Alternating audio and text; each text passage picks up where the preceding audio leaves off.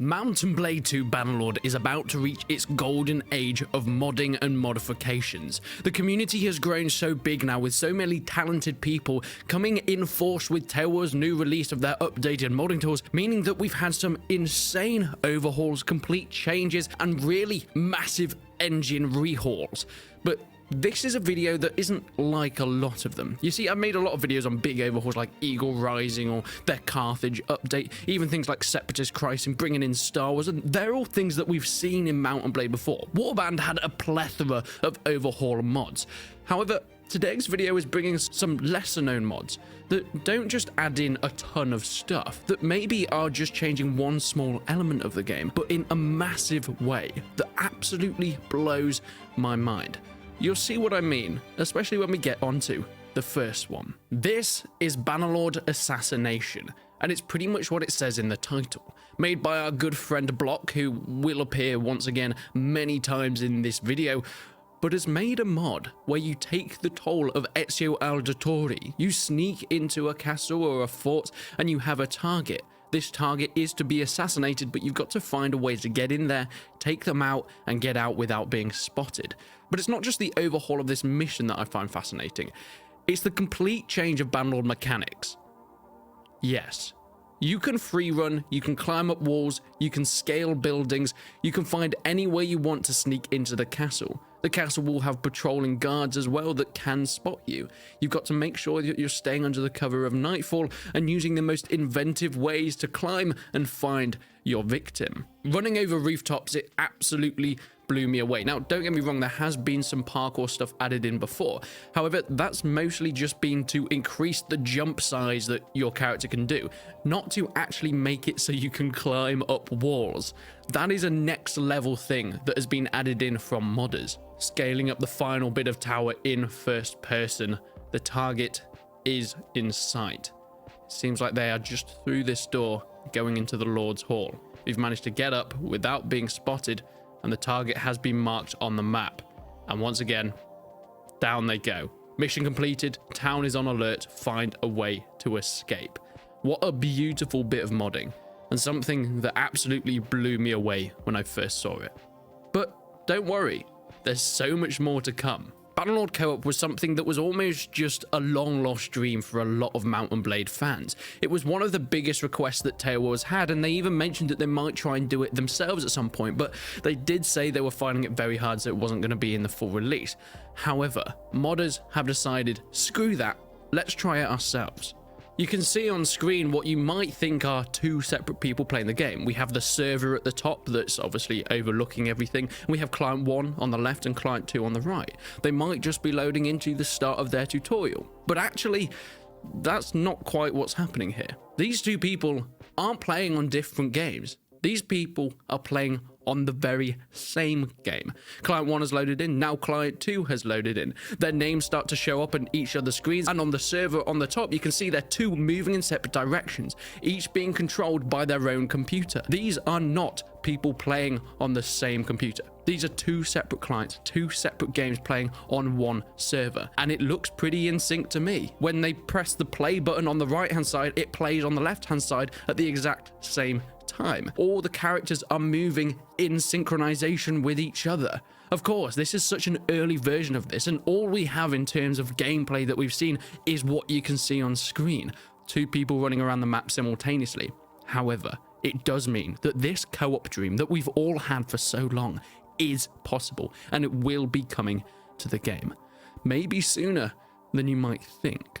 When Age of Bannerlords was shown, it was one of the greatest things that I have ever seen throughout modders. It was what really showed me that modders aren't just trying to increase and improve the game's content, but we're actually trying to make entirely separate experiences within Bannerlord.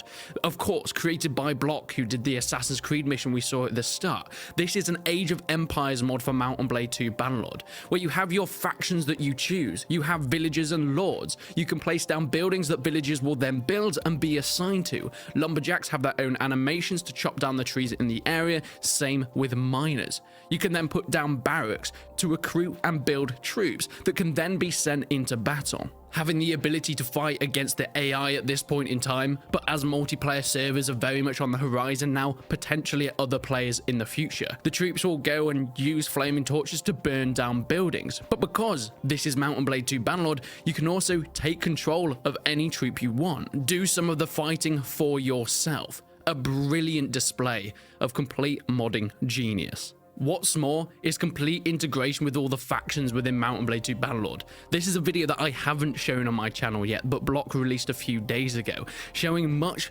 bigger towns that can be built with towers, houses, town centers for each faction, and it works so well. I mean, look at this Azurai town that's been built within Age of Bannerlord. Every one of these things can be placed down. People are farming, they're at work, gaining resources for their little city. My god, I cannot wait to see how this thing evolves. Eagle Rising is perhaps one of the biggest mods for Mount & Blade at this point in time. Recently, with its new Carthage update, it only expands the choice and variety of factions and battles that you can take your hand in as a player.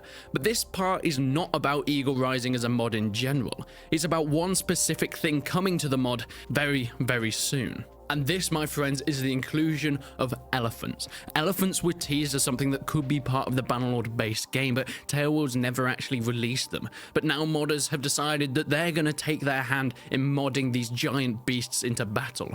Imagine playing as Hannibal Barca and your Carthaginian compadres going in to take Rome from that dastardly faction. Now, I might just add, this footage is very hard to find, so this is actually from Jackie Fisher's channel. If you haven't already, make sure you go and check out his channel. He does way more Bannerlord modding videos than me, and way better ones at that, so make sure you go and give him some praise for this. But I cannot wait to see full elephant riders, elephant warriors come to the Eagle Rising mod for Bannerlord. Perhaps being one of my most recent video, the Battle of Hounds Deep is a complete overhaul and mission being added into Bannerlord. It is available to play right now, and if you haven't checked it out, I made a video on this yesterday showing the full mission. It is a pre-made scenario, but of course you are defending the Deeping Wall and Helm's Deep in general, with Galadriel champions with their bows, and of course Rohirrim archers, with Rohirrim soldiers down at the foot of the Deeping Wall ready for if any Uruk-hai decide to come over. It is a terribly tough fight, and it does have some teething issues, mostly and most forefront the lag. But it is exactly as you would expect from a Helm's Deep in Bannerlord, and it is a beautiful mission to play. It doesn't necessarily add a ton in terms of overhaul, and it is just this one mission, but it does this one mission so goddamn well. And the map, oh my god, the map. It is just absolutely gorgeous and so much fun to play on. Defending from the oncoming swarms. I have played this about 3 or 4 times now, and I've lost every single time.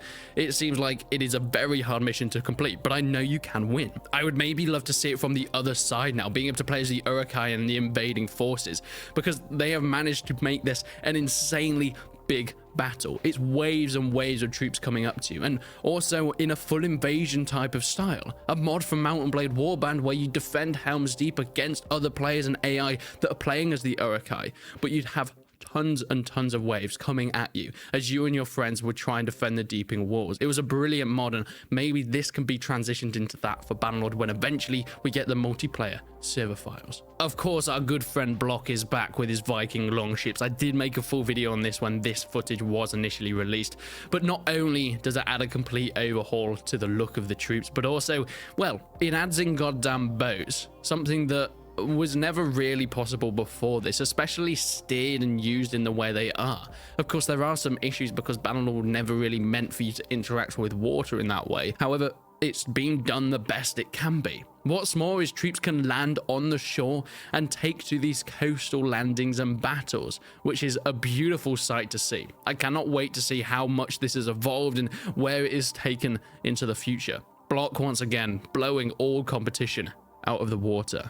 Bannerlord Online was perhaps one of the first mind-blown mods for Mount & Blade II Bannerlord. It was the first that I really saw, and I was like, okay, how have they done this? because multiplayer server files at this point weren't even on the horizon. Now we should be getting them within the next few months, but at this point, they weren't even teased to be coming out anytime soon. Yet the guys over at Bannerlord Online managed to make a full MMO, a co-op game where you could go into the single player with thousands of other players. You could farm, get money, recruit troops, go to battle. Now in newer updates, you can create clans and go to war with other people, all within this one server, one online world, playing the single player of Bannerlord, but with thousands of people. Something that was never possible, and I never thought would be possible until at least the multiplayer server files came out. Yet they managed to do it. They managed to take this to another level, and of course, it has only evolved so much. I will be doing a full video on the most recent updates for Bannerlord Online very, very soon. People keep asking me to give more updates on it, and don't worry, I very much will do, because this mod seems to be going from strength to strength. I mean, who doesn't want Star Wars style spaceships within Bannerlord? Yes, X-Wings have been added in with full motherships as well. Space battles will be coming to a mod near you soon. Now, this wasn't made by the Separatist Crisis team, but those guys, I sure, will be in contact with Block to try and put this mod within their game, because imagine space battles. A galactic conquest, much like Star Wars Battlefront 2, but within Bannerlord itself, an entirely new game. Having the Separatist Crisis of recruiting troops in your normal Bannerlord way, of course getting your clones, your droids, playing as leaders and Jedi and fighting on battles, but then also going to space, and my god, is it beautiful. Oh yeah, this is some gameplay from Separatist Crisis as well. But these two together would be a beautiful mix, and I think modders working together like that could only increase the amount and variety of content that we're getting within the game. The full map of Europe is being added into the game. Yes, what you can see on screen now is Bannerlord itself. Recently, it has just released, and it is 5 gigabytes. I kid you not, this is one of the biggest custom maps that we have ever seen in Bannerlord.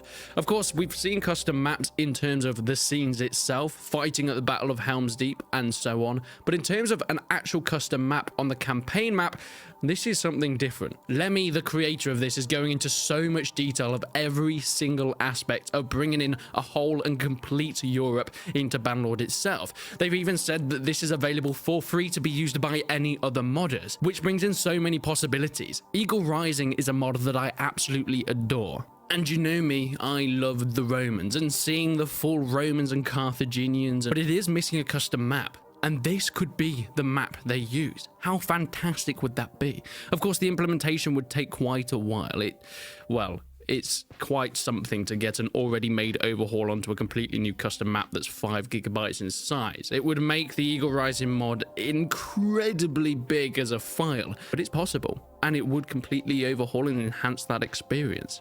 This Europe map might just be a custom map on Bannerlord's overworld for a lot of people, but I see possibilities and collaborations with other modifications and overhauls to make this an even bigger modding experience. And you know what? I added this one in as kind of a joke, but then I actually started to watch it a bit and I was like, this is actually insane. Of course, Block is going to finish up the finale, the most insane modder for Bannerlord, and they have added in complete UAVs to the game.